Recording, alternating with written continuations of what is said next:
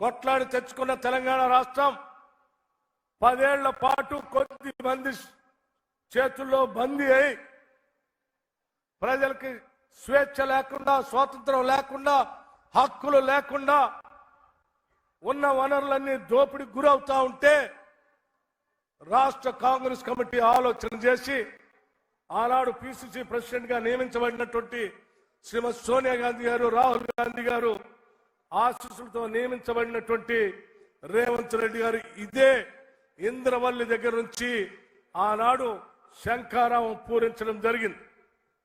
మేము వస్తాం, ప్రజల కష్టాలు తీరుస్తామని చెప్పి ఆనాడు ఇక్కడ నుంచే పిలిపివ్వటం జరిగింది. ఇక్కడ మొదలుపెట్టినటువంటి ఆనాటి పోరాట యాత్ర అంతిమంగా ఈ రాష్ట్రంలో జరిగినటువంటి సాధారణ ఎన్నికల్లో ఇందిరమ్మ రాజ్యానికి అశేషమైనటువంటి మీ అందరి ఆశీస్సులతో అపారమైనటువంటి మెజారిటీతో ఈరోజు ఇందిరమ్మ రాజ్యం ఈరోజు రాష్ట్రంలో ప్రజాప్రభుత్వం ఏర్పడింది.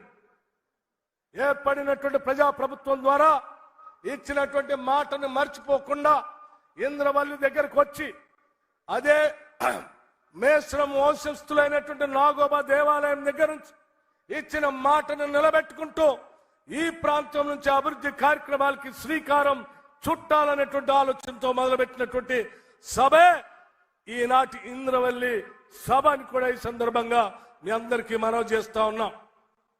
అంతేకాదు ఈ ప్రాంత ప్రజల కోరికల హక్కుల కోసం ఆనాడు పోరాటం చేసిన అనేక మంది ఆదివాసీల అమరవీరుల స్తూపం దగ్గర నుంచి ఆనాడు ఏ మాట అయితే ఇచ్చామో ఆ మాటను నిలబెట్టుకోవటం కోసం అదే స్తూపం దగ్గరకు వచ్చి మళ్ళీ మాటిచ్చి వెళ్తా ఉన్నాం. ఈ రాష్ట్ర ప్రజల సంక్షేమం కోసమే ఈ రాష్ట్ర ప్రభుత్వం కట్టుబడి ఉంటుందని ఈ సందర్భంగా మీ అందరికీ మనవి చేస్తా ఉన్నాం.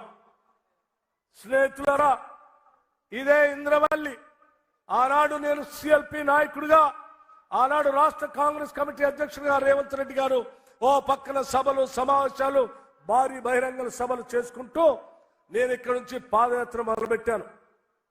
ఇదే ఇంద్రవల్లికి ఆనాడు ఈ పరిసర ప్రాంతాల్లో ఉన్నటువంటి అమాయకులైన అనేక మంది గోండు ప్రజల జీవితాల్లో మార్పు రావాలని జీవితం మొత్తం అంకితం చేసినటువంటి గద్దరన్న కూడా ఆనాడు పీపుల్స్ మార్చ్ కార్యక్రమంలో పాల్గొనటం, ఇదే స్తూపం దగ్గర మా అందరి చేత ప్రమాణం చేపించిన సంగతి కూడా గుర్తు చేస్తా ఉన్నాను.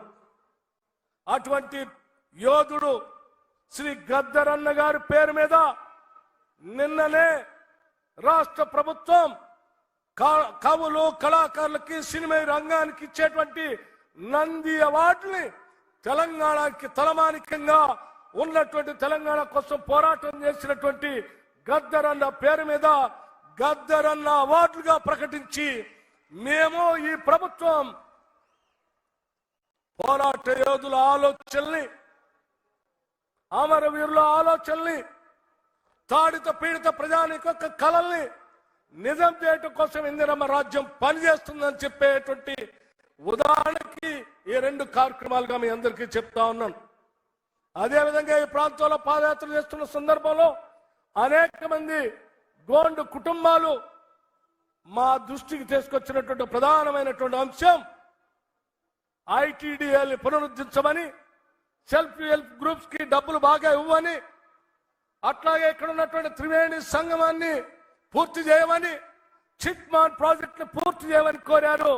ఇందిరమ్మ రాజ్యం మీ అందరికీ ఇప్పుడే జరిగినటువంటి సభలో ముఖ్యమంత్రి గారు ఆడ మాటిచ్చి వచ్చారు.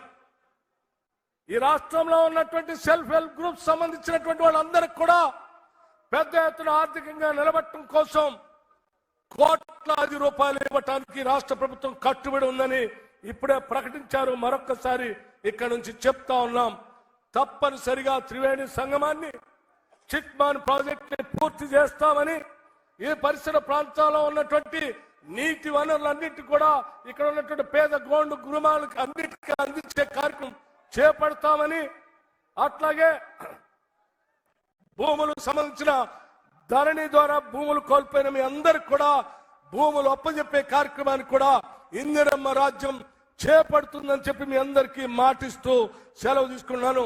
జై హింద్, జై కాంగ్రెస్.